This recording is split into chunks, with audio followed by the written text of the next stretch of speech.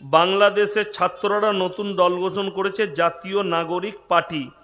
এ নিয়ে কিছু বলুন। শুনেলেন, ছাত্র আন্দোলন আজকে পড়াশোনার মান ভারতবর্ষ নয় পৃথিবীতে নষ্ট হয়েছে সব দেশে একটাই কারণে, যখন স্টুডেন্টরা রাজনীতিতে যুক্ত হয়েছে। আপনারা জানেন আমাদের পার্শ্ববর্তী একটা দেশ আছে যার নাম হচ্ছে চাইনা। নাম শুনেছেন না শুনেননি? চাইনা। গত 7 বছর আগে চাইনার একদল স্টুডেন্ট, কলেজ স্টুডেন্ট, তারা সরকার জিনপিং সরকারের বিরুদ্ধে আন্দোলন করেছিল। জিনপিং সরকার তার প্রশাসনকে অর্ডার দিল, বিএসএফকে গুলি চালিয়ে গুঁড়িয়ে দাও, বুলডোজার চালিয়ে দাও, ট্যাঙ্কার দিয়ে গুঁড়িয়ে দিল। আমেরিকা চোখ রাঙালো। জর্জ ডব্লিউ বুশ সে বললে, শোনো, ছাত্রদের ওপরে তুমি আঙ্গুল তুলেছ, তোমার রেহাই নাই। চাইনার জিনপিং সরকার বললে, শোনো, এটা আমার অভ্যন্তরীণ ব্যাপার, এখানে নাক গলাতে এলে যুদ্ধ করতে হবে। চাইনায় সব থেকে টেকনোলজিতে এখন আগে কে? চাইনা। তার কারণ একটাই, ছাত্রদিকে স্টুডেন্টের মতো রাখতে দিয়েছে। যে বাংলাদেশে মুসলিম মেয়েরা ন্যাংটো হয়ে আন্দোলন করে যে আমরা স্বাধীনতা চাই, পাক স্বাধীনতা চাই, আমরা যা ইচ্ছা তাই পোশাক পরব, সেই দেশের উন্নতি কি করে হতে পারে? যে দেশে আলেমরা স্টেজের মধ্যে বেজ্জতি হয়, আলেম দিকে একটা সাধারণ লোক এসে বেজ্জতি করে, কেমন করে সেই দেশের উন্নতি হতে পারে? আপনারা ইমানদারির সঙ্গে বলুন তো। আমি আমার জীবনে 18টা বছর জলসা করছি, গোটা পশ্চিমবাংলা নয়, গোটা ভারতবর্ষ জুড়ে, তথা বোম্বাই, গুজরাট, তথা ত্রিপুরা, আসাম, মেঘালয়। আমি হায়দ্রাবাদে জলসা করেছি, ইন্দোরে জলসা করেছি। ইন্দোরে যখন জলসা করতে গেছি আমি প্রথমবার, তখন আমার নামে থানায় অভিযোগ হয়েছে, এই বক্তা ওহাবি বক্তা, এই বক্তা বাংলাদেশি বক্তা। আমার জন্য বাংলাদেশি তাকমা পর্যন্ত দিয়েছিল কারা? এক শ্রেণীর জিলাপি হুজুর।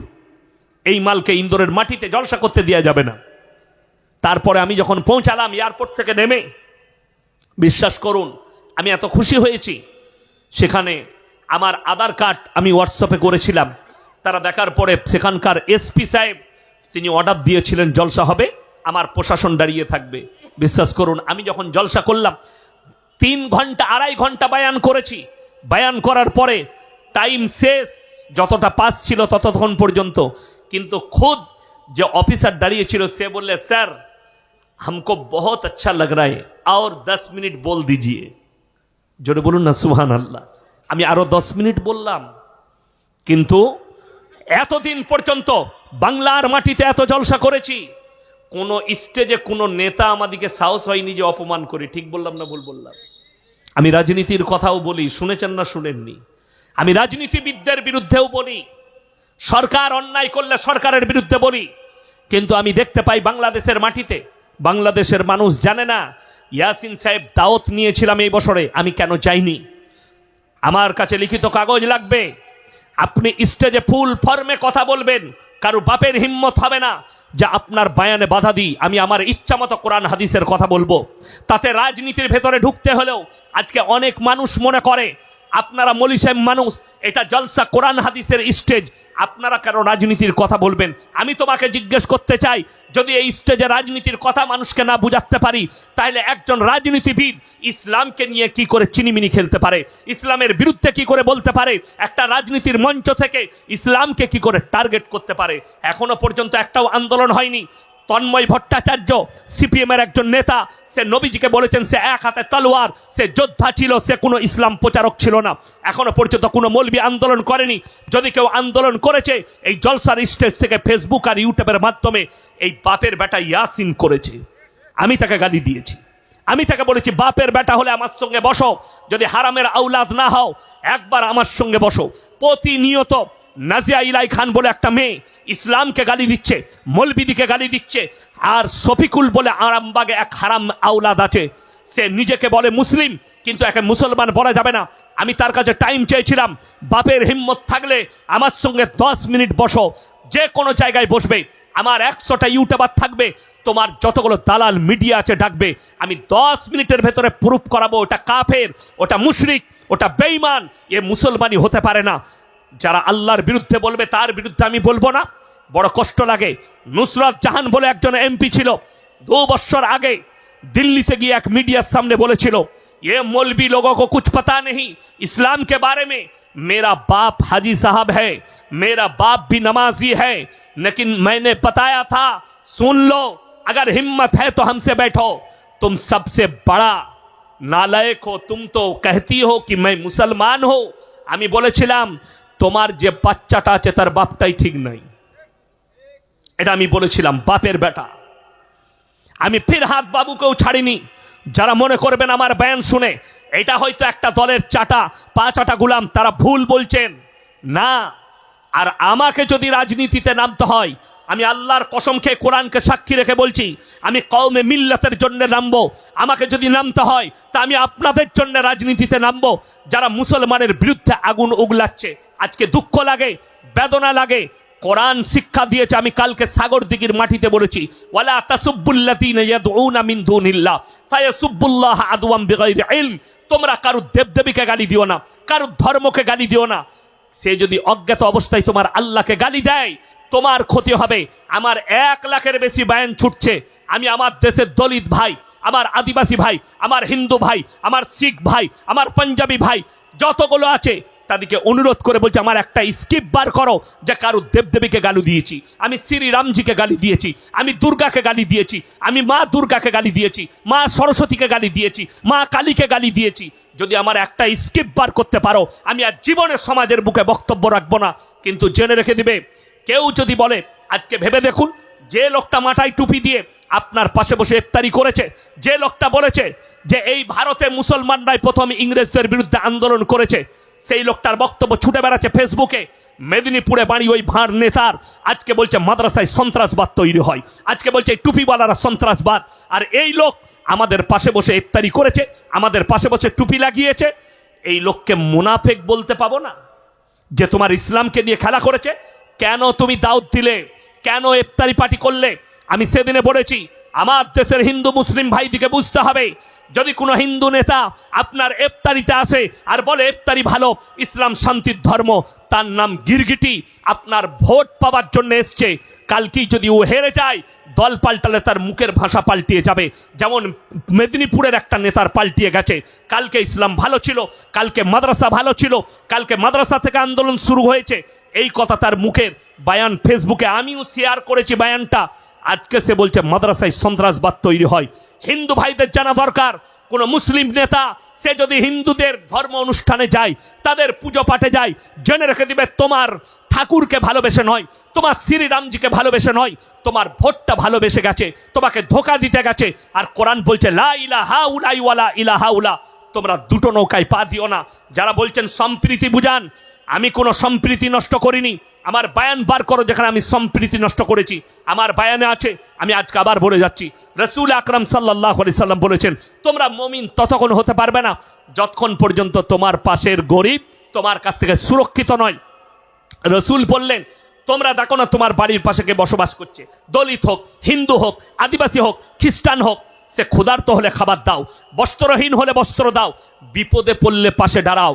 তাদের মন্দিরে আরতি হবে, আপনার পাশে হিন্দু ভাই বাস করে, তার মন্দির আছে, মন্দিরে আরতি হবে, মন্দিরে পুজো পাঠ চলবে, আপনার মসজিদে আজান হবে, মসজিদে নামাজ চলবে। এটাই হচ্ছে হিন্দুস্তানের সংস্কৃতি। আমরা পড়েছি ছোটবেলায়, আমাদের ছোট গায়ে ছোট ছোট ঘর থাকি, সেটা সবে মেলে নাহি কেউ পর, পাড়ার সকল ছেলে মোরা ভাই ভাই একসাথে খেলি আর পাঠশালায় যাই। বন্দে আলিমিয়ার লেখা ছড়া, এই ছড়া যখন পড়তাম স্কুলে, আর মনে মনে ভাবতাম, অনুভব করতাম পাড়া প্রতিবেশীতে আমি ইয়াসিন, আমাকে আপনারা মনে করছেন বর্ধমান থেকে প্রধান বক্তা এসছে। জেনে রেখে দিবেন, আমিও একটা আপনাদের মতনই মানুষ, আমি কোনো স্ট্যান্ডার্ড লোক নয়। আপনাকে যেমন আল্লাহ সৃষ্টি করেছে, আমাকেও সৃষ্টি করেছে, আমি কোনো মহৎ ব্যক্তি নয়। আমার জানেন ক্লাস ফ্রেন্ডের নাম কি? আমার বেস্ট ফ্রেন্ড, ক্লাস ফ্রেন্ডের নাম হচ্ছে সুনীল দাস। ফুচকা বিক্রি করে আমার মাদ্রাসার সামনে। আমি বেরিয়ে এলে, আমি পরশু ফোন করেছি, এই আমার ছোট মেয়ে বলছে ফুচকা খাবো, বসিস নি আজকে? বললে হুজুর আজকে বসিনি, তবে প্রথম রমজান থেকে বসবো, মুখটা ছাড়াবো আপনাদের রোজাতে। কতটা বুঝতে পারেননি? কত ভক্তি, কত শ্রদ্ধা। যাদের মনে হচ্ছে সম্প্রীতি নষ্ট করছে, আপনি আমার এলাকায় আসুন, আপনি বুঝতে পারবেন। আমার গ্রামে 4500 বসতি আছে। কত বললাম? সমস্ত মুসলিম বাড়ি, একটা অমুসলিম ভাই নেই। সেখানে একটা ঘর দেখাবো পালদের, কিদের বললাম, পালদের, কমল পালের বাড়ি, মিষ্টির দোকান।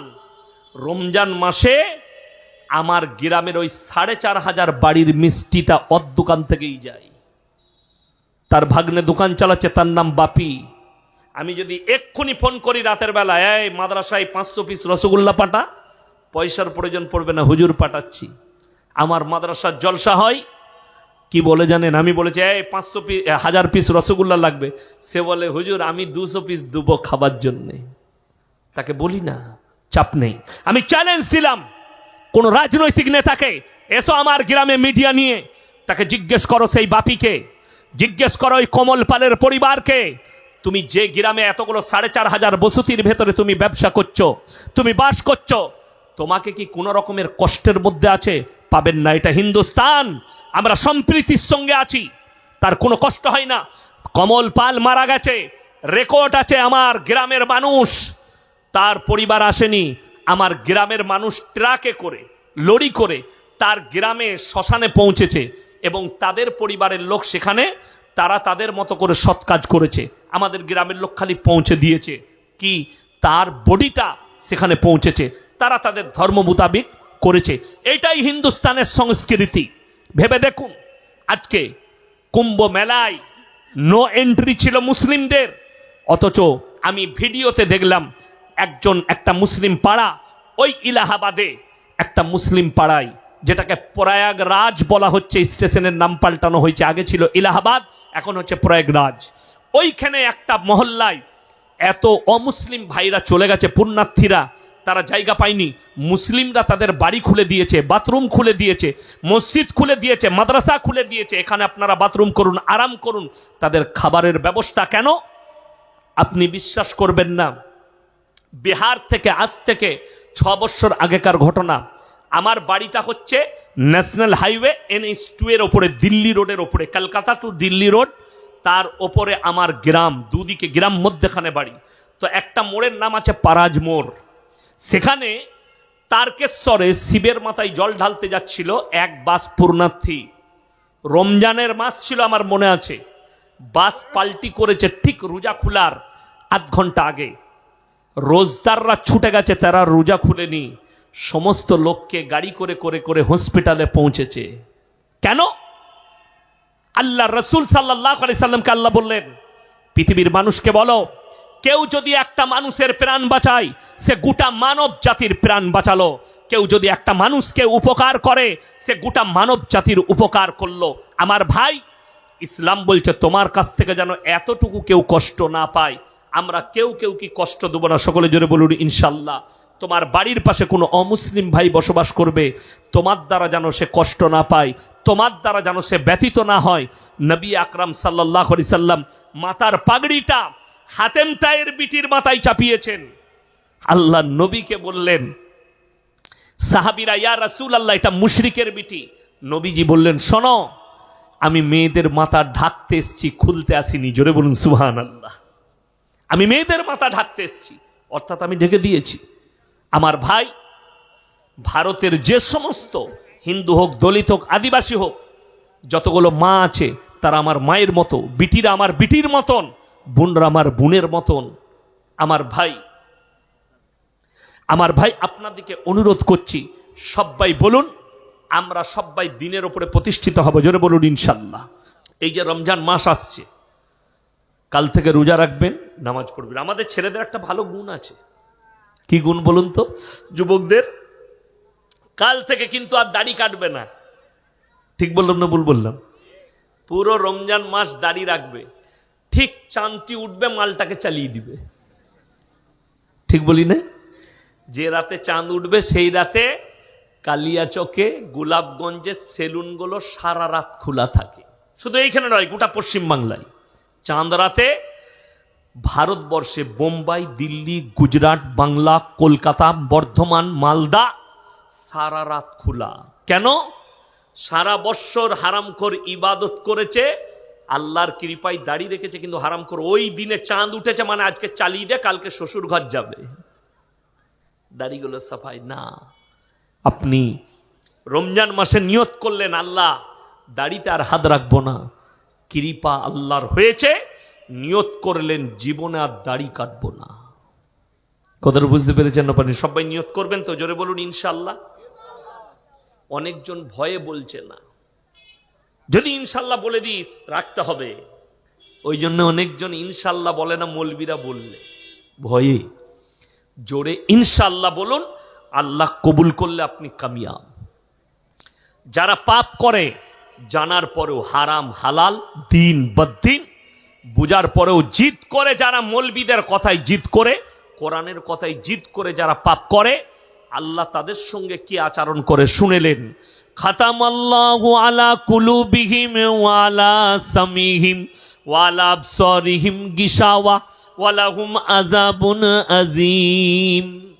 মারাত্মক কথা, আপনার চোখ দিয়ে পানি আসবে। যারা পাপের সাগরে ডুবে আছেন, যাদের মনে হচ্ছে আমরা জিদ করে করে পাপ করব, করেছি তা কি হয়েছে, এ মৌলবীরা বলুক, আমরা এরা বলবে আমরা করব, তাদের জন্য আল্লাহ কোরআনে বললেন খাতামাল্লাহু আলা কুলুবিহিম। কুলুব মানে হচ্ছে হৃদয়, এই হৃদয়টা আমি তাদের হৃদয়ে তালা মেরে দিয়েছি, হৃদয়ে তালা মারা গেছে। খাতামাল্লাহু আলা কুলুবিহিম ওয়া আলা সামঈহিম, আর তাদের কানেতে মোহর মেরে দিয়েছি। আল্লাহর ডাক পড়বে, তারা মসজিদের দিকে যাবে না, আল্লাহর দাওয়াত তাদের কাছে পৌঁছাবে, তারা পাপ থেকে সরবে না।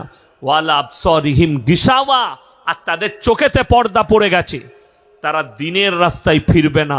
ওয়ালাহুম আযাবুন আযীম, হে নবী বলে দাও তাদের জন্য কঠোর শাস্তি আমি কিয়ামতের দিনে রেখেছি। হিদায়েত কার হাতে? সকলে বলুন আল্লাহর হাতে। বক্তার হাতে নয়, মৌলবীর হাতে নয়, কোন স্কলারের হাতে নয়। হিদায়েতের মালিক হচ্ছেন একমাত্র আল্লাহ। তুমি দাওয়াত দাও, আল্লাহ যাকে কবুল করবে সে দাওয়াত পাবে। যদি বলে কোনো বক্তা না, এই বক্তাকে আল্লাহ মানুষ হিদায়েত পেয়ে যাবে, নবীজি সাল্লাল্লাহু আলাইহি সাল্লামের থেকে দামি বক্তা পৃথিবীতে কেউ হতে পারে? দামি মানুষ কেউ হতে পারে? নবীজি সাল্লাল্লাহু আলাইহি সাল্লাম নিজের চাচাকে কলমা পড়াতে পারেননি, এর থেকে দামি আর কিছু হতে পারে? শুধু তাই নয়, আল্লাহ দোয়া করতে নিষেধ করে দিলেন। এটা এক নম্বর গেল, যিনি হচ্ছেন শ্রেষ্ঠ পয়গম্বর। দ্বিতীয় নম্বর, হযরতে নূহ নবী নিজের সন্তানকে, নিজের স্ত্রীকে কলমা পড়াতে পারেনি। সেটা ঘর, নিজের স্ত্রী, যার সঙ্গে রাত কাটিয়েছেন পয়গম্বর, যিনি নিজের বিছানার সাথী, তাকে পর্যন্ত কলমা পড়াতে পারেনি। আল্লাহ কোরআনে জাহান্নামী ঘোষণা করে দিয়েছেন নূহ নবীর বিবির জন্য।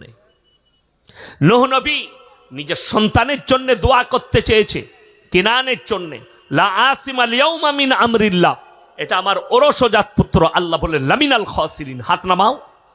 যে আমাকে মানেনি, আমার নবীকে মানেনি, তার লেগে তুমি দোয়া করতে পাবে না। নবীজি দোয়া নিষেধ করে দিয়েছেন আল্লাহ নবীদিকে। হযরতে লূত নবী, তার বিবি জাহান্নামে যাবে, নিজের বিবিকে কলমা পড়াতে পারেনি। আর আপনি বলছেন ইয়াসিনকে দাওয়াত করে লোকরা হিদায়েত পেয়ে যাবে? রং। আপনি দাওয়াত দেন, আল্লাহ যাকে হিদায়েত দিবে সেই ব্যক্তি হিদায়েত পাবে, তা নাও পাবে না। ওটা আমার কথা নয়। এই মৌলবি কথা বললেও মানুষ হিদায়েত পেয়ে যাবে যদি আল্লাহ হিদায়েত তার তকদিরে রাখে। এটা হচ্ছে নম্বর এক। দ্বিতীয় নম্বর, পৃথিবীতে যতগুলো মানুষ আছে, একটা মানুষও সবল নয়, সবাই দুর্বল। একটা মানুষকে আল্লাহ সবল করেনি, সবাইকে নিজের কাছে আল্লাহ দুর্বল রেখেছে। ইন্নাল ইনসানা খুলিকা হালুয়া, আমি মানুষকে অসহায় আর দুর্বল সৃষ্টি করেছি, এরা যেন নিজেকে সবল না মনে করে। কেউ নেতা হোক, কেউ মাস্তান হোক, যে যত বড়ই হয়ে যাক, যার কাছে যত শক্তি আসুক, একটা কথা মাথায় রাখবেন, আল্লাহর শক্তি সব থেকে শ্রেষ্ঠ। ফেরাউনের থেকে বড় মরদ এখন পৃথিবীতে কেউ নেই। ফেরাউন বলেছিল আলা রাব্বুকুমুল আলা, আল্লাহ তার নিচুড়ে রস বার করে দিয়েছে যে নিজেকে রব দাবি করেছিল। বর্তমানে যারা মনে করছে আমার থেকে বড় শক্তিশালী কেউ নেই, যারা মনে করছেন আমার কাছে বন্দুকের পাওয়ার আছে, শক্তি আছে, ফোর্স আছে, আমার গার্ড আছে, জেনে রেখে দিবে তোমার থেকে বেশি সৈন্য সামন্ত ছিল ফেরাউনের, তোমার থেকে বড় লস্কর ছিল ফেরাউনের। ফিরাউনের কাছে শারীরিক শক্তিও ছিল, সামরিকও ছিল। আল্লাহ নিচুড়ে রস বার করেছে। জমিনের ওপরে অহংকার কেউ করবেন না। সকলে জোরে বলুন ইনশাআল্লাহ। লা ইয়াদখুলুল জান্নাতা কত্তাতুন। যারা চগলখোর হবে আর অহংকারী হবে তারা কোনোদিন জান্নাতে প্রবেশ করবে না। যে জমিনটাই চলছেন, জমিন কার? কথা বলে না? আল্লাহর। হাওয়া কার? অক্সিজেন কার? আপনার শরীরটা কার? আল্লাহর। যদি আপনি নিজের ইচ্ছাই বেঁচে থাকতে না পারেন, আপনার কোনো মূল্য নাই। আপনাকে ভাবতে হবে, আমি যদি নিজের ইচ্ছাই বেঁচে না থাকতে পারি, তাহলে জানতে হবে আমার এই শরীরের মালিক অন্য কেউ, তিনি হচ্ছেন সৃষ্টিকর্তা।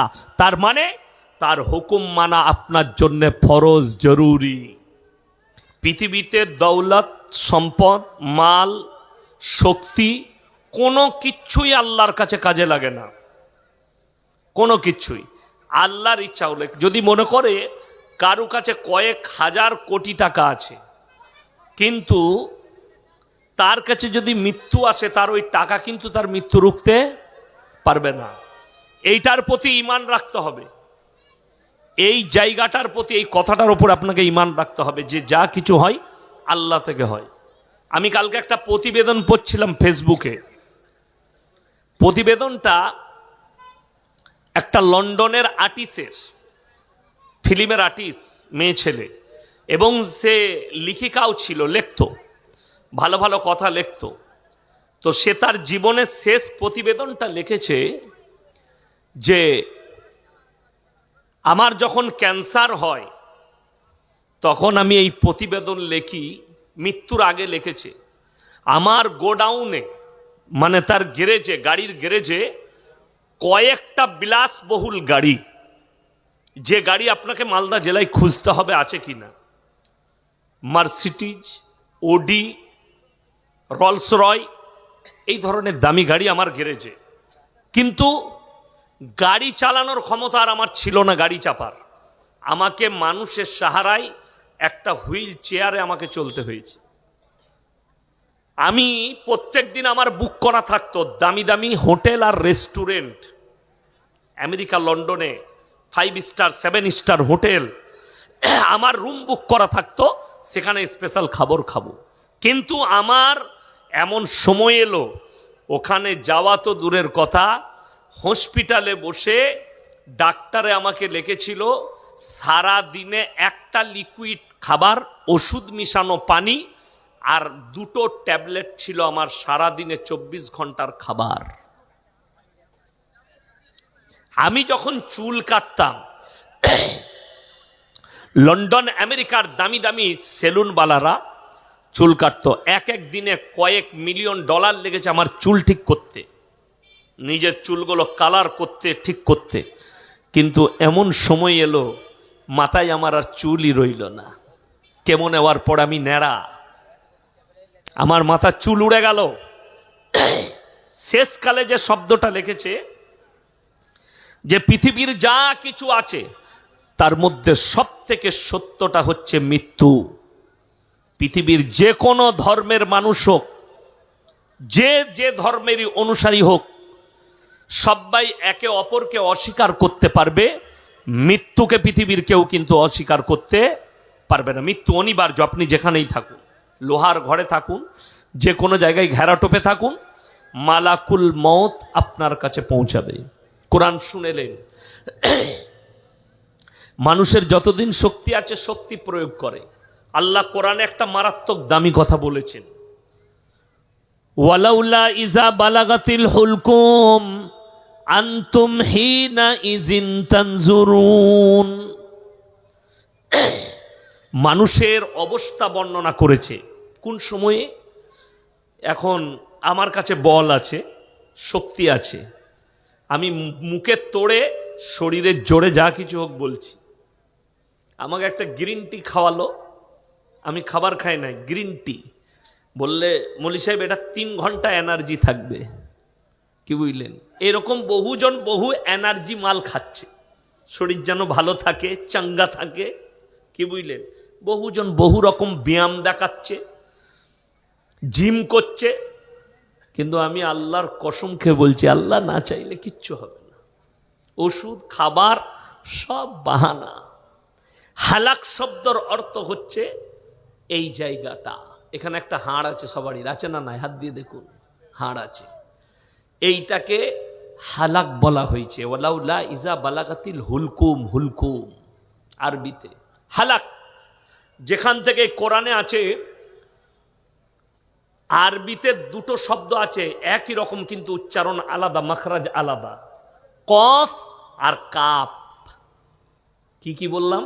কফ কাপ, দুটোর মাখরাজ আলাদা, দুটোর উচ্চারণ বেরোনোর জায়গা আলাদা, দুটো সিফাত আলাদা। এই কফ শব্দ বেরোয়, এটা হচ্ছে বীজ হালাক।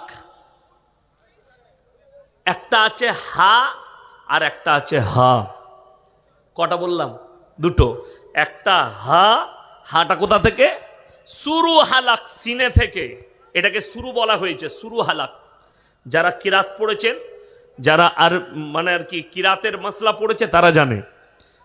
হা সিনে থেকে, আর দরমিয়ানি হালাক হা, হা এখান থেকে। কি বুঝলেন? সুরু হালাক, এই শেষ হালাক। এইখান থেকে কাফ আর কফ, এই মিডিল পয়েন্ট থেকে। আল্লাহ কোরআনে বললেন, আমি যখন এদের মৃত্যুকে টেনে ওয়ালাউলা ইজা বালাগাতিল হুলকুম, আমার ফেরেশতারা যখন টেনে এই হালাকে নিয়ে আসে, আনতুম হিনা ইজিন তানজুরুন, পৃথিবীর যত শক্তিশালী ব্যক্তি হোক, সে বিছানায় শয্যায় শুয়ে যায়, চারিদিকে তার পরিবার, কারুর স্ত্রী পায়ের গোড়ায় মাথার গোড়ায় বসে থাকে, সন্তান, ছেলে পিলে, লাতিপুতা, পাড়া প্রতিবেশী। তুমি খালি ভ্যাল ভ্যাল করে তাকিয়ে দেখবে, তোমার আর কোনো উপায় থাকবে না, কথা বলার যোগ্যতা হারিয়ে ফেলবে। তুমি খালি তাকিয়ে দেখবে। শুনে রেখে দেন, ওই হালাকে মৃত্যুকে আনার পূর্বে, আনার পরে আল্লাহ যদি আবার থেকে জীবন দান করে, সে মানুষকে একটাই কথা বলবে, তোমরা আল্লাহকে ভয় করো, পরেজগার হও। কিন্তু আর ফিরে আসে না, মৃত্যুর মুখে পতিত হয়। আর সবাই নিয়ত করেলেন, যারা অনেকজন ভাবে এই বক্তাকে দাওয়াত করলে মনে হয় মানুষ হিদায়েত পেয়ে যাবে, একে দাওয়াত করলে হিদায়েত পাবে। সেদিন আমাকে ফোনে একজন বলছিল, মূর্খ লোক, ইলেম কালাম নাই, অমুক বক্তা এতজনকে মুসলমান করেছে। আমি বললাম, রং কথা, রং কথা। ইয়াসিন সাহেবের কথাই কেউ ইমান আনে না, কোনো বক্তার দ্বারা কেউ ইমান আনে না। আল্লাহ যাকে হিদায়েত দেয় সে ইমান পায়। এটা হচ্ছে কোরআনের ভাষা। কেউ যদি বলে অমুক বক্তার কাছে, অমুক বক্তার কথা শুনে ইমান এনেছে, রং ভাষা, কোরআন বিরোধী ভাষা। তাদের জন্য কোরআনের আয়াত শোনাবো। এটা নবীজিকে আল্লাহ বললেন কখন? ইন্নাল্লাযীনা কাফারু সাওয়াউন আলাইহিম আনজারতাহুম আম লাম তুনজিরুহুম লা ইউমিনুন। আমি শুনলাম একটা মূর্খ বক্তা, ইলম কালাম নাই, সে বলেছে ইয়াসিন সাহেব তফসির করতে পারে না কোরআনের। আমি আজকে গল্প গুজব করবো না, খালি কোরআনের তফসির শোনাবো আপনাদেরকে, যেন সেই মূর্খ জানে যে এই বক্তা ছোটখাটো লয়, আর তোর মতো কি গাইমুখো হেলে মাল লয়। আল্লাহর কৃপায় কতগুলো তফসির, এত তফসির করব, ঢেকে দেবো তফসির দিয়ে, কোনো কথা বলবো না আজকে, খালি তফসির করব। কোরআন বলছে, ইন্নাল্লাযীনা কাফারু সাওয়াউন আলাইহিম আনজারতাহুম আম লাম তুনজিরুহুম লা ইউমিনুন। হে নবী, আপনি যত দাওয়াত দিবেন দেন, যত কোরআন শোনাবেন শোনান, কিন্তু যারা হিদায়েত পাবার নয় তারা কখনো হিদায়েত পাবে না। আপনার চলার, আমার চলার পথ হবে কোরআন এবং রাসূল সাল্লাল্লাহু আলাইহি সাল্লামের আদর্শের উপরে। তিনটে লোক, এরপরে বলবো, রমজান মাস আসছে, তিনটে লোক যদি দোয়া করে আল্লাহ তাদের দোয়াকে ফিরাবেন না। জোরে বলুন সুবহানাল্লাহ। কটা বললাম বাবা? কটা বললাম? তিনটে। নাম্বার এক, ওয়া আতিদাল কুরবা, তোমার কাছের গরিব যদি হাত পাতে তাদের হাতকে আল্লাহ ফিরাবেন না। তারা যদি দোয়া করে, ওয়াল ইয়াতামা ওয়াল মাসাকিন, এতিম আর মিসকিন যদি হাত পাতে, তাদের হাতকে আমার আল্লাহ ফিরাবেন না। ওয়াবনাস সাবিলি ওয়ালা তুবাদ্দির তাবদীরা, আর মুসাফির যদি দোয়া করে, তাদের দোয়াকে আমার আল্লাহ ফিরাবেন না। আজকের এই মজমাই সব থেকে বড় মুসাফির আমি। ইনি তো কাছের মানুষ, সভাপতি সাহেব শেখ, উনিও কাছের মানুষ। আমি কিন্তু 350 কিলোমিটার এসছি আমার বাড়ি থেকে। আমি মুসাফির সব থেকে বড়। এই তিনজন যদি আল্লাহর কাছে দোয়া চায়, আল্লাহ কবুল করে নেয়। আমার ভাই, শাবান মাস, এই মাসে বরকতপূর্ণ মাস, আল্লাহ এই মাসে দোয়াকে কবুল করেন। আমার ভাই, আমি আপনাদের কাছে মসজিদের জন্য কিছুই চাইব না। কোরআনে পাড়া কটা আছে বাবা? তাড়াতাড়ি বলুন। 30টা। 30 জন ব্যক্তি আমার হাতে এখানে দিয়ে যাবেন 500 করে টাকা, এই মসজিদ আল্লাহর ঘরের জন্য। নবীজি বলেছেন, জাকিরা, গচ্ছিত সম্পদ। মানুষ খালি কাঁদবে কিয়ামতের দিনে। আমি যদি আরো কিছু বেশি দিতাম, আমার জন্য মঙ্গল হতো। তাই আমি অনুরোধ করে বলবো, কে আছেন, কোন আল্লাহর বান্দা আছেন, একজন বিসমিল্লাহ করবেন। 500 করে টাকা আমি 30 জন চেয়েছি, 30 জন তাড়াতাড়ি উঠে আসুন। যদি পয়সা না থাকে, আপনি ফোন পেতে দিবেন, ফোন পেতে পয়সা দিবেন। তাড়াতাড়ি উঠে আসুন। এখানে একজন এগিয়ে যান, আমাকে ধরিয়ে দেন। মাশাআল্লাহ, আসুন, জাযাকাল্লাহ। এই দেখেন, দুটো হয়েছে, এইদিকে দেন তো। এই যে এইদিকে, তাড়াতাড়ি এইদিকে, দুটো, 4টা। মাশাআল্লাহ, 4 আর 2।